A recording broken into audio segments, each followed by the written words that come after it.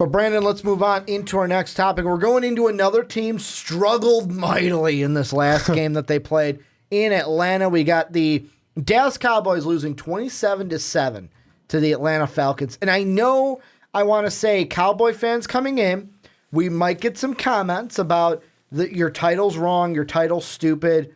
I'm naming it that because Zeke is the main profile player. I know that Lee was injured.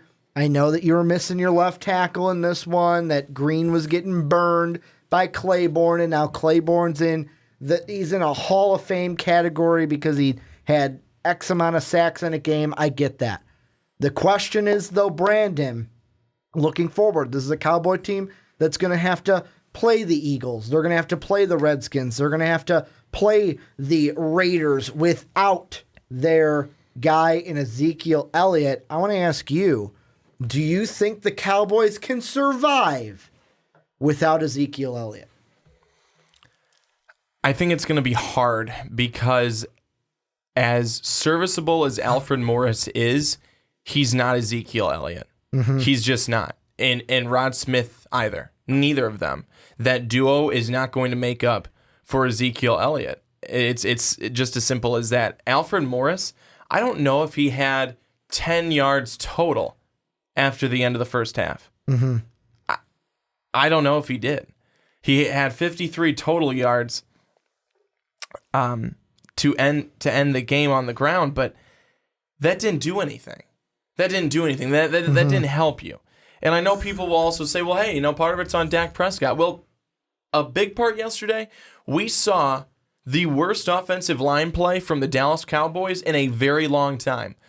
Why was DeMarco Murray good there? Because of the offensive line play. Mm-hmm. Why was Ezekiel Elliott good there last year? Offensive line play. Why was Zeke good this year while he was playing? Mm-hmm. Offensive line play.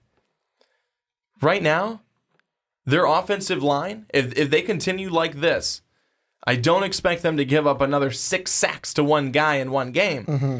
But Adrian Claiborne, yes, was a definite threat. We knew that. We saw that.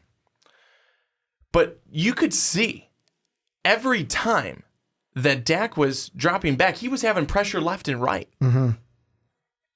The reason why he was so successful last year is because he was able to hang in the pocket for as long as he wanted to. And when he wanted to take off and run, he could. The offensive line was really, really good last year for him. But honestly, they have not been as great this year. They were certainly not that good this past week. And not having Ezekiel Elliott as that extra threat in the backfield, again, Alfred Morris and Rod Smith just do not strike fear into the hearts of opposing defenses. They just don't. I'm not putting the blame on Alfred Morris. The only reason why is it's hard to do anything when you only run the ball 15 times. Alfred Morris, Rod Smith, and Run DMC only had a total of 15 carries. You're not going to win when you only run the ball 15 times. And I know that Cowboy fans are going to say, but guys, if we had Tyron Smith instead of Green, Claiborne wouldn't have had so many the blind side of the quarterback sacks on Dak Prescott. And of course, the offensive line play was huge. However, I think if Zeke is in there, Green doesn't have as much trouble at Claiborne because Claiborne, what it was it was a kind of combination of two things with a third thing added in. The losing of Tyron Smith and not running the ball. Because first off, you don't have Tyron Smith in there. That means Claiborne can just beat Green off the edge every single time. Can just beat him off the edge. Just beat him. Then when you only run the ball 15 times and you're not committing to the run game, Claiborne can say, all right, I'm not going to respect it. I'm going to pin my ears back and I'm going to go after Dak Prescott. Prove me wrong. The third thing added in, and all the blame in the world goes on this one man, Jason Garrett. Why wasn't one change made? One change.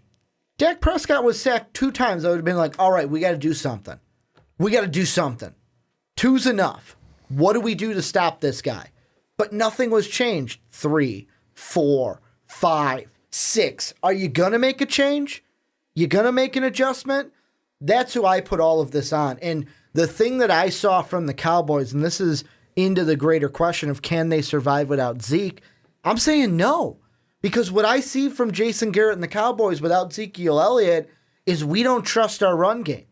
If Zeke was in this game, I don't care if Tyron Smith is not in there at left tackle. They're running Zeke to the right. They're going to run Zeke up the middle. They're going to run Zeke to the left.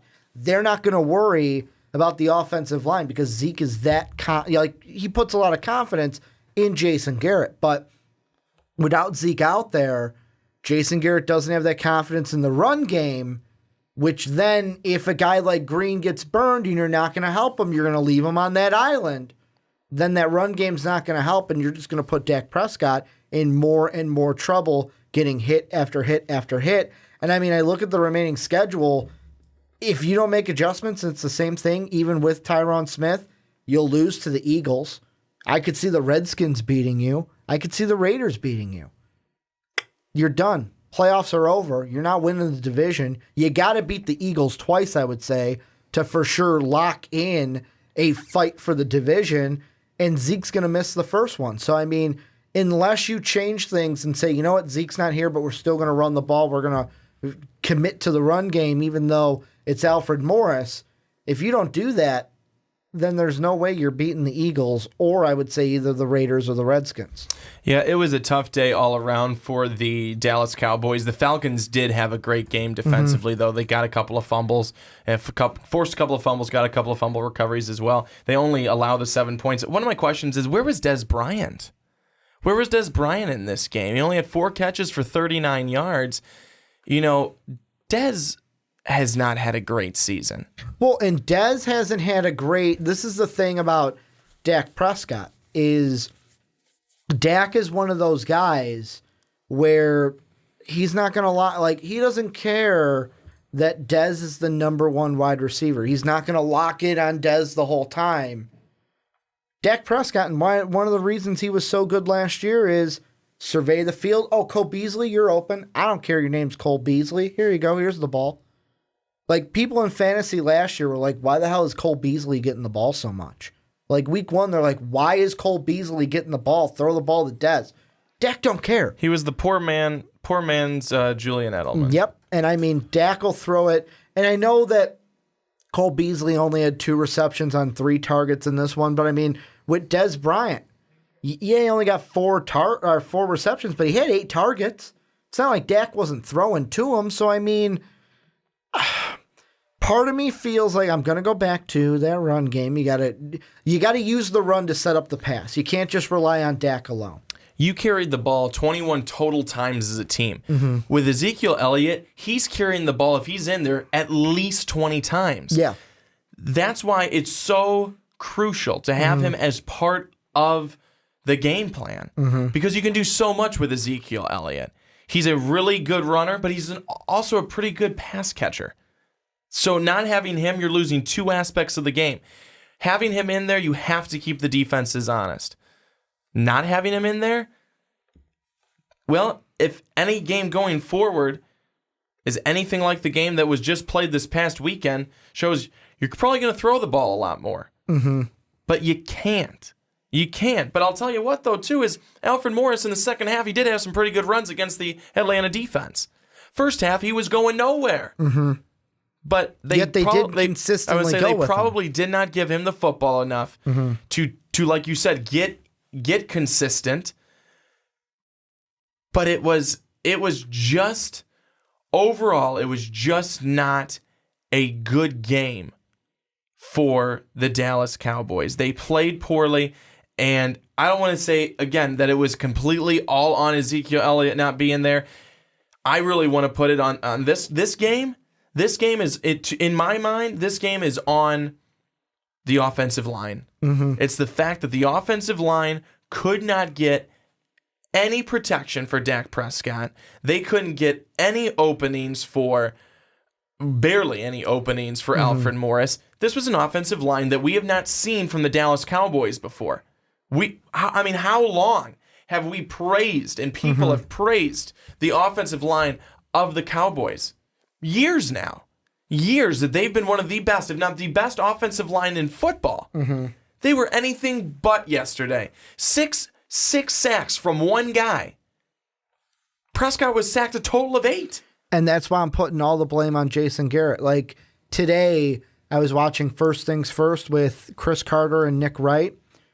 Chris Carter put it perfectly. He goes, what I would have done, as soon as Claiborne got a few sacks, I would have been like, all right, this is how we're running the offense. Wide receiver here, wide receiver here. We're running 2 tight end sets.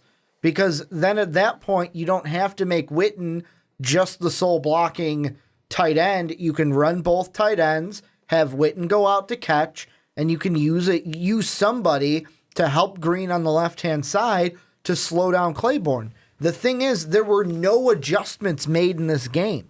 And to me, that's all on coaching. All on coaching. Think about the Super Bowl. Yet again, talking about the Atlanta Falcons. I'm sorry, Falcon fans. But down by 20-some points, Patriots could have been like, well, we lost this game. No, what happened? They made adjustments. Tommy B won them the game. But they made adjustments. You're not going to win games unless you make adjustments. And now, because you lost this game and the Eagles are now 3 games ahead of you, this game upcoming, I'm going to say it. If you lose to the Eagles on Sunday Night Football this week, you're done. You're not winning the division. You want to know why?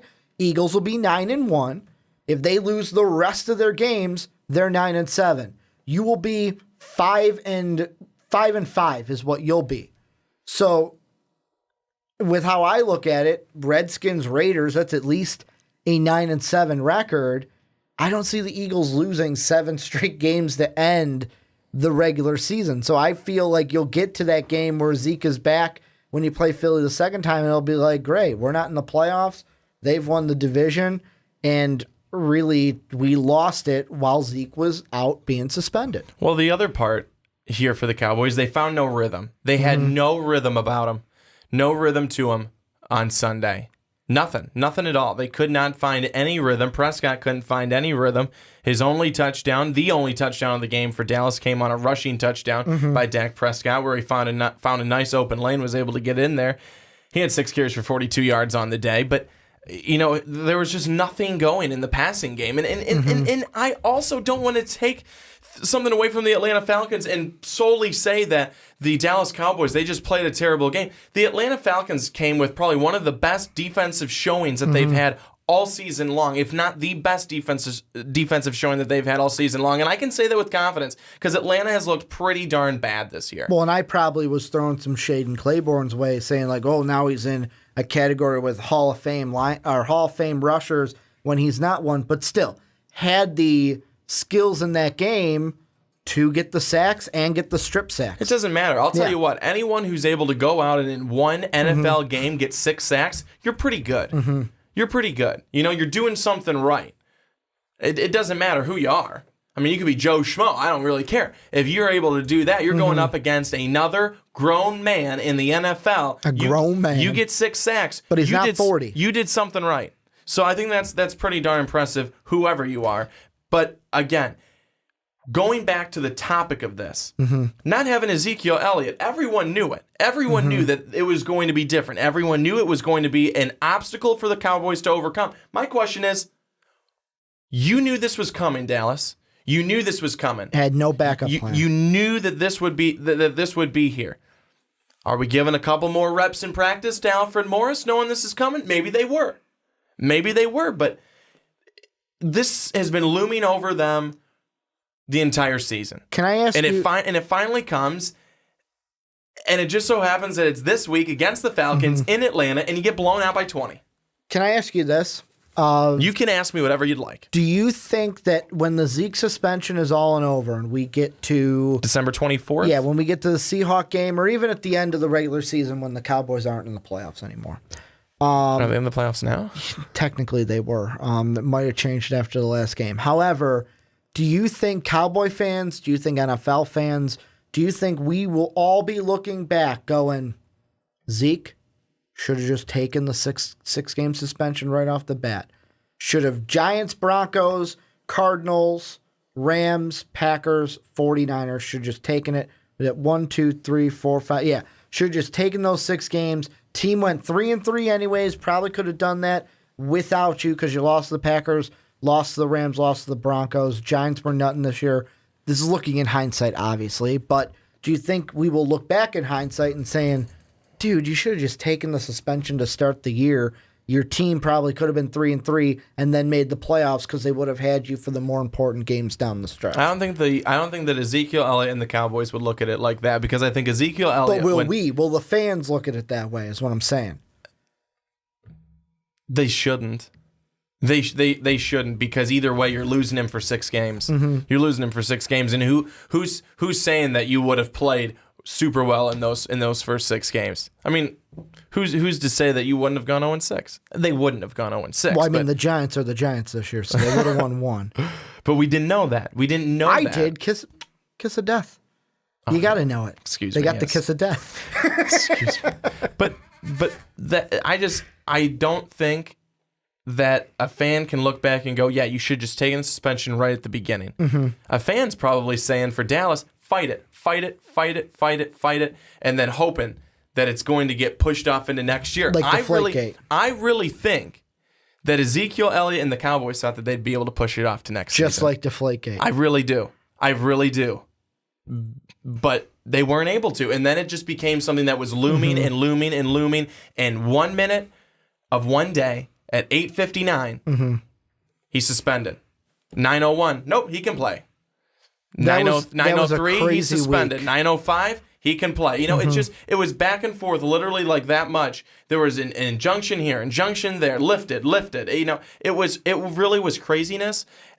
And I truly think that what Ezekiel Elliott's doing right now, kind of being, what is he, out of the country now, away from the team? I have no idea. Trying to, you know, kind of train and stuff on his own and just get, I think, into a mindset of, okay, you know, I'm running with this. I don't think he's played well, but I don't think that he's played without having to think about all of that. So I think this is almost a blessing, probably for him, that this is just coming and then it'll be over. It starts and then it can be over with. And I think for him, that's where it's, you for know, him that's personally. That's where that's at. And I think he'll be happy when that's over with, but then it can be a thing of the past instead of, okay, what's going to happen? Is it going to happen? All this stuff. So all that I think is good now for the Cowboys, but unfortunately, they don't have him for now 5 more games. Well, and that's why I honestly think Cowboys, you're dead in the water. You are not making the playoffs. You're going to miss out. You'll probably be 9-7, maybe 10-6 if you're at the best. But I don't think you'll make the playoffs. I think you'll be like 8-8, 9-7, and miss out on the playoffs. But I'm going to flip it onto you guys. Let us know what you guys think down below. Can the Cowboys survive this? I know Cowboy fans are going to say, but guys, that wasn't the reason we lost. We lost because of Tyron Smith, maybe Jason Garrett not making adjustments, maybe Sean Lee getting injured in that one. I think Sean Lee's now going to be out for at least 2 weeks. 2 weeks. I think that's what I heard. But you guys let us know what you guys think about the Cowboys down below in the comment section.